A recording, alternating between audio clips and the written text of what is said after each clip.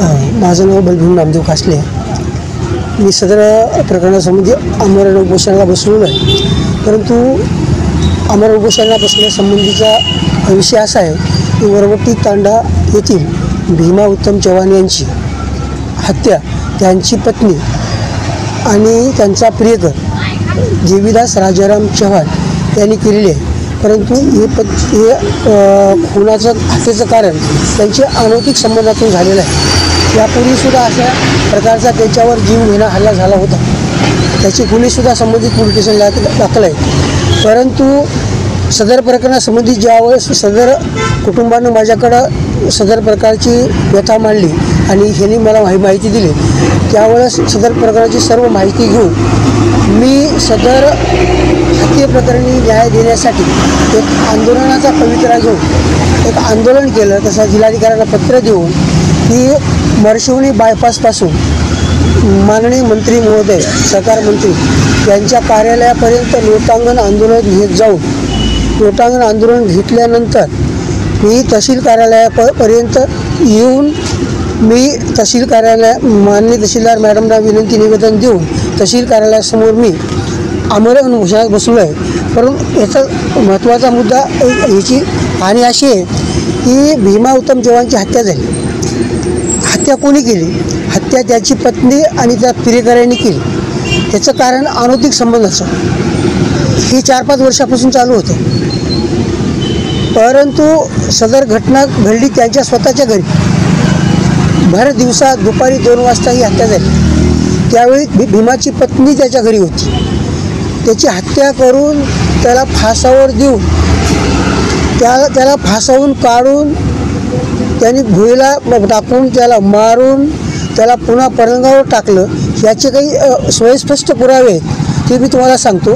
ज्यावेळेस त्याने त्याला मारत होते त्याची पत्नी, त्यावेळेस ते एक लहान मुलगी 4 मुलं खेळत होती. ती प्रकार दाराच्या सांजेतून बघून ती मुलगी पळत आली आणि तिनं पाहिलं. त्यावेळेस कल्पनाने उठून दार आडवं करून त्या मुलीला चापट मारली आणि जेव्हा तिकडे खेळायचं सांगितलं आणि त्यांनी दार लावून घेतलं. घेतल्यानंतर काही वेळानंतर त्याला पलंगावर टाकलं. पण त्या वेळेमध्ये त्या मुलीला त्या आडव्या दारातून एक माणूस मध्ये पाय दिसला. माणूस दिसला. एक होता का 2 होता त्याचा कन्फर्म नाही, पण एक माणूस तिला दिसला. नंतर तिनं दार लावून घेतलं. नंतर थोड्या वेळानं कल्पना चव्हाण घाई गडबडीत त्याच्या शेजारी येऊन एका शेजारीच्या महिलेला काय नाव तिचं सविता चव्हाणला सांगितलं की तुझ्या दिराला काहीतरी झाले आणि तू लवकर चलते. बोलत नाही, त्याची हालचाल होत नाही. ती सविता आणि कल्पना चव्हाण परत पळत त्या पलंगावर पडलेल्या भीमा चव्हाणपाशी गेल्या. त्यानंतर तो कसल्याही प्रकारची तिची हालचाल नव्हती किंवा बेहोश अवस्थेत होता. मग त्या कल्पना चव्हाणने सांगितले की तिने विचारलं की त्यांनी हलवलं, त्याला प्रयत्न केला बोलण्याचा, पण तो बेहोश होता. कल्पना चव्हाण म्हणाले की जर ह्याला पलंगाच्या खाली घेऊ. तिच्या म्हणण्याप्रमाणे सविताने त्यांनी त्याला पलंगाच्या खाली घेतलं. पलंगाच्या खाली घेतल्यानंतर काही आरडाओरड गाजाबाजा झाल्यानंतर शेजारी पाजारी जमल्यानंतर सगळ्यांनी मिळून इथं त्याला दवाखान्यामध्ये घेऊन आले. कोणातरी ऑटो वळून आला, बोलवला. आता कोणाचा प्रत्येकाचे मय झाला की नाही कोणाला माहीत नव्हतं. बेहोश असल्यामुळे त्यांनी येता दवाखान्यात आणावं या उद्देशानं इथं आणलं. त्याने अहमदपूरला दत्त हॉस्पिटलमध्ये आणले. दत्त हॉस्पिटलमध्ये आणल्यानंतर त्याला मयत घोषित केलं. मयत घोषित केल्यानंतर त्यांचा जो भाऊ होता मोठा, ज्यावेळेस कल्पना भाऊ शेताकडे जात होता त्यावेळेस कल्पनाचे आणि त्याच्या भावाचे भांडणं चालू होती. 1 तास अगोदर भीमाचे आणि भीमाच्या पत्नीचे भांडणं चालू होते. म्हणजे 1 तास अगोदर भीमा जिवंत होता. त्यानंतर 1 तासानंतर तो मयत झाला. म्हणजे ही सगळी बाब कल्पना भीमा चव्हाणला माहीत आहे. परंतु ह्याच्यावर आजही पोलिसांनी त्याच्यावर कारवाई ठोस केलेली नाही. पोलीस म्हणतात की पोस्टमॉर्टम रिपोर्टप्रमाणे आम्ही गुन्हा दाखल केलेला आहे. त्याचा गळफा फाशी घेऊन हत्या झालेली आहे. पण फाशी घेऊन हत्या केली कुणं? परंतु इथे स्टेटमेंट देताना आणखी एक अशी उडत माहिती आहे. अर्जुनाने सांगितलं की ऐकलेलं आहे की आणि कल्पनानं सांगितलं की भीमाने स्वतः फाशी घेतली आणि कल्पनानं फाशीहून काढलं. त्यावेळेस त्या प्रसारमाध्यमांनी विचारलेलं आहे की ते तुम्हाला एकट्याला कसा निघाला, तर ती लगेच म्हणली की मी बाजूवाला शेजाऱ्याला बोलवलं. ही कहावत आहे, पण ही सत्यता सगळी कल्पनांना माहीत आहे. म्हणून अद्यापही ह्या प्रकरणावर पांघरून चालू आहे, पण सत्यता याची उघडी होईल. आणि आमचं असं स्पष्ट म्हणणं आहे की ह्याला फाशी कोणी दिली, फाशी देताना समोर कोण होतं, त्याची पत्नी होती, त्याला फासावरून कोणी काढलं, फासावरून काढण्याचा अधिकार आहे का, फासावरून काढलं तर त्याला फर्स्ट आरोपी करून पोलीस 302 दाखल करून त्याला ताब्यात घेऊन का तपास करत नाहीत. म्हणून सदरचा तपास केलेला हा पोलीस प्रशासनानं हा कंप्लीट संशयास्पद आहे आणि आरोपींना पाठीशी घालण्याचा त्यांचा प्रयत्न आहे. परंतु आम्ही या प्रकरणामध्ये आंदोलन करून सदर सत्यता बाहेर काढू आणि हे उघडं करू आणि प्रशासन यावर माननीय ज्यांच्यासमोर त्यांच्या दरबारात मी आमरण उपोषणाला बसलो न्यायासाठी, ते न्याय देतील. अन्यथा याच्यापुढे सुद्धा मी आंदोलन मी तेच करून मी न्याय मागण्याचा प्रयत्न करणार आहे आणि न्याय घेणारच आहे. आणि जोपर्यंत मला न्याय मिळणार नाही तोपर्यंत मी उठणार नाही. परंतु यात आणखी एक बाब अशी आहे की सदर घटनेमध्ये जे साक्षीदार आहेत, ज्याला ही माहीत आहे, ज्याने जे बघितलं आहे, सदर घटना कशी घडली, घटना घटनेप्रमाणे ह्याची कुठलीही चौकशी होत नाही. हे सगळं प्रकरण दाबण्याचा प्रयत्न चालू आहे. म्हणून सदर मी उपोषणाला बसले आहे. हे आम्ही संपूर्ण उघडं करू आणि हे प्रकरण माननीय तहसीलदारासमोर मांडू. याबद्दल आम्ही सर्व माहिती देऊन हे न्याय घेण्याचा प्रयत्न आम्ही करणार आहे. एवढं मी सांगणार. पोलीस प्रशासनाच्या वतीने काही कोणी इथं आले, चर्चा वगैरे काही? पोलीस प्रशासनाकडून आमच्याकडे ते यायले, ते म्हणजे आम्ही तपास करू. तपास आमचा चालू आहे आणि ज्यावेळेस 302चा गुन्हा समाविष्ट होईल किंवा आम्हाला स्पष्ट होईल त्यावेळेस आम्ही दाखल करू. पण 302चा हा गुन्हा स्पष्ट झालेला आहे, तो स्पष्ट करण्याची गरज नाही. ज्यावेळेस ती त्याची पत्नीच म्हणते की त्यांनी फाशी त्याच्यासमोर घेतली, त्याला फाशीहून त्यांनीच काढलं आणि त्यांना काढण्यासाठी कोणाची तरी मदत घेतली. मग त्या पत्नीने ज्यावेळेस तो पलंगावर होता त्या आजूबाजूला लोकांना फाशीवर होता, फाशीवर घेतला, त्याने का सांगितलं नाही, त्या लोकांना त्या पत्नीनं का अंधारात ठेवलं. म्हणजे ह्यात कंप्लीट पत्नी कसूरदार आहे आणि पत्नीचा प्रियकर. अजून यात माझं असं स्पष्ट म्हणणं आहे की ही दोघांना सुद्धा काम झालेलं नसून यात कोणीतरी आणखी त्याच्यात भागीदार असतील.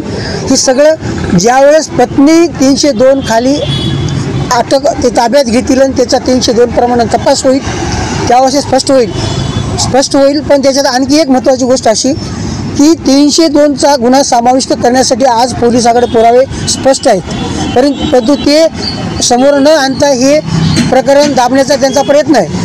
ती पुरावे मी सांगतो.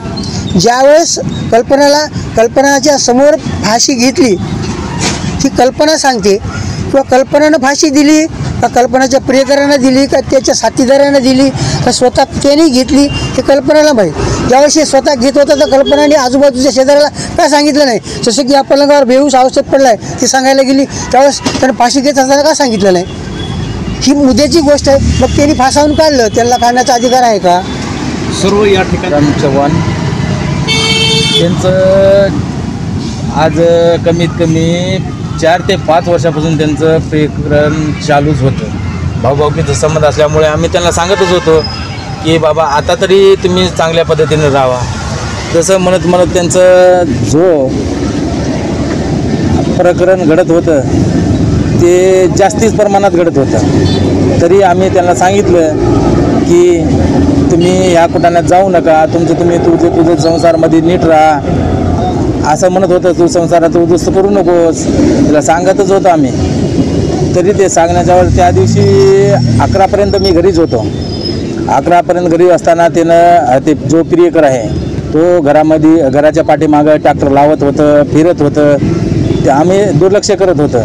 त्याच्यामुळं ते दररोज असल्यामुळे आम्ही कधी न फिरत होतं त्यानं, पण त्यावेळेस होतं. तिथून मी शेतामध्ये गेल्यानं कमीत कमी 2 तासाच्या नंतर आम्हाला कळालं की असं तुमच्या भाऊला असं झालं. तरी मी तिथं जाकीच्या तिथं जे काम करत होते ते सोडलं आणि गावाकडं पळालो मी. गावाकडं आल्यानंतर माझ्यासमोर आम्ही बघितलं की कुठं काय झाले का आणि कुठं काय केले का. तो पण गावात येऊजेपर्यंत इकडं मर्त घोषित केले, असं झालं तुझ्या भावाला म्हणून सांगितले आम्हाला. सांगितल्यानंतर मी त्यांच्या घरी बघितलं मी, असं काय कुठं काय घडलं का काय. काहीच नव्हतं तिथं, वरी दोरी नव्हती, नाहीतर खाली बकेट नव्हतं, नाहीतर काही नव्हतं, जसंच तसं होतं तिथं. मग तिथून इथे येऊजेपर्यंत इथं आम्हाला असं सांगितलं डॉक्टरनं की तू ते आत्महत्या आहे. पण आत्महत्या आहे हे खरं आहे, पण आत्महत्या कोणी केली, कोणी सोडली, कोण बघितलं काय, त्याच्यात आम्हाला त्या आरोपींना पाठी घालण्याचं असं पोलीस प्रशासन आम्हाला पूर्ण पाठीशी घालण्याचा प्रयत्न आतापर्यंत गेलेत. आम्हाला तिथं कोणताही न्याय त्यांच्याकडून आम्हाला आतापर्यंत काही मिळालेला नाही. आणि आम्हाला जोपर्यंत ठाम आम्हाला न्याय मिळत नाही तोपर्यंत आम्ही इथून हलणार बी नाही. आणि एक गोष्ट अशी आहे की ते पोलीस प्रशासन म्हणते की आम्ही शोध काढलो आलो काय का. आमचं त्यानं आतापर्यंत आमचं काही कशावरून शोध काढलो आले ते आम्हाला पोलीस प्रशासनानं सांगायचं आहे की कशावरून तुम्ही शोध घेत आहात. आमचं काय तिथं कोण होते, काय होते, कोण उचलले, कोण काय केले, आमच्याकडून काही लेखी पुरावा घेतले नाही. पण हे शोध कशामुळं काढणार, कुठून काढणार, कसं काढणार हे आम्हाला समजा त्या आरोपींना पाठीशी घालण्याचं प्रशासन करत आहे. त्याच्यामुळं आम्हाला न्याय मिळाल्याशिवाय आम्ही इथून हलणार सुद्धा नाही. एकंदरीत तो मोबाईल देखील जप्त आहे. हा मोबाईल आम्ही जप्त करून त्याचं शेअर सुद्धा आम्हाला आतापर्यंत काही माहिती नाही. म्हणजे या प्रकरणामध्ये पोलीस प्रशासनाच्या वळीकडून बेदखल होत आहेत आणि आरोपींना पाठीशी घालण्याचं काम करत आहेत. पुढील तपास योग्य होईल की नाही आपण पाहत राहणार आहोत.